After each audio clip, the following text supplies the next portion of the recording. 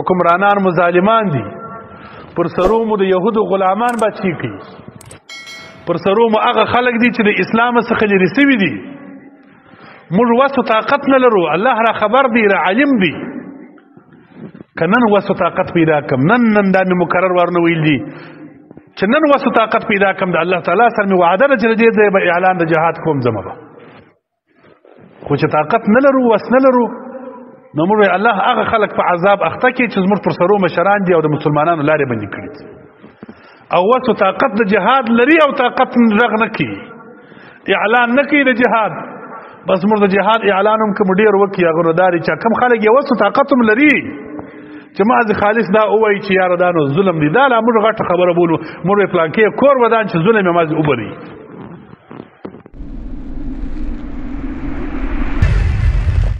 موږ خو د حبیب علیه السلام په امتیت باندې یو،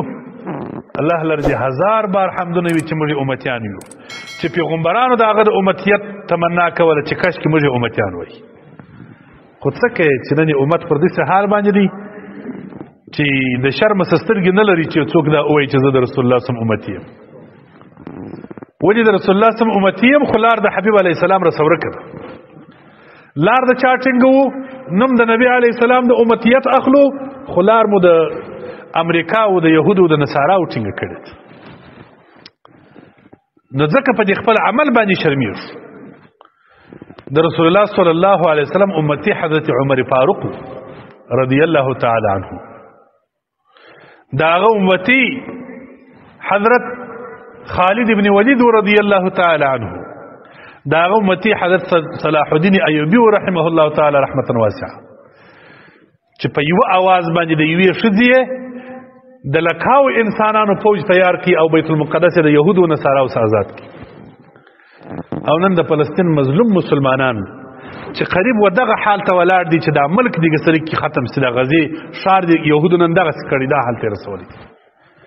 چې ګه سره کې اوس ختمېدلو ته نږدې دي، چې قریب دي چې ختم دي سي.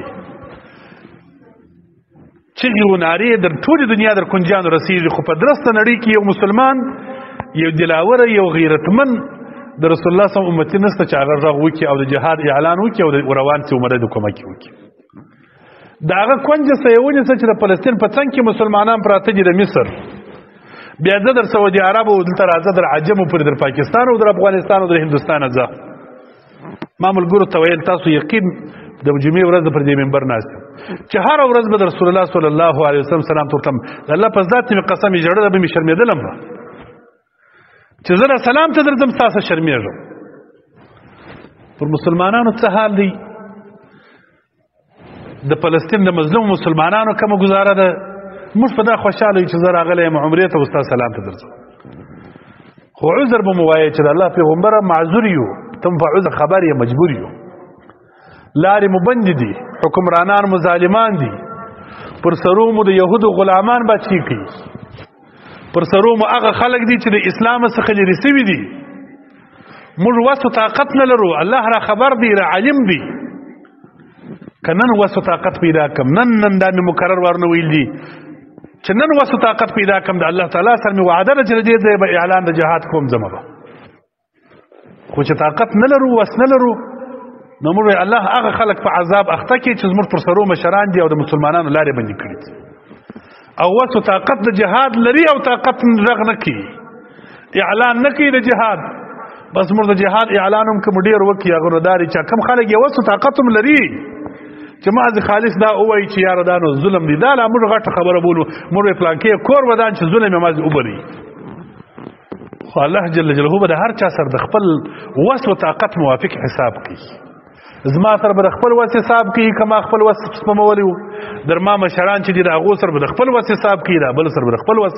زموږ ستاسو دا فریضه ده چې دعا به کوو ورته، په زړه کې به مو دا درد پروت وي، همیشه به دا درد لرو، دا به هم په زړه کې وي، دا درد به هم په زړه کې وي چې الهي که دې ما ته وس و طاقت راکړي نو زه به په دې جهاد کې شمولیت کوم، د دې مسلمان د دې مظلوم ملګرتیا به کوم. بس نور دنیا دا ژوند د دنیا هیڅ شی نه دی، دا اسی یو عبس ژوند دی روان دی. د دنیا ژوند دغه دی چې مسجد ته راغلې، د مدرسې ته راغلې، عبادت ته خدای دې وکړي. د دنیا ژوند دغه دی چې حرم مبارک ته ولاړلې د الله جل جلاله د حرمین زیارت ته وکړي د دنیا ژوند دا دی چې د جهاد سنگر ته ولاړل یا هلته د کافر مقابله وکړي د دې اخوا ته د نور ژوند والله کما ته هیڅ خوند راکړي خوند چې پروت دی بس په دغه شان کې پروت دی الله دې مرتضی سره نصیب کړي نو مقصد مې دا دی چې مال عیسی علیه السلام د دې امت تمنا کړې ده چې الهي ما ته دغه امت کاش کې زه په دې امت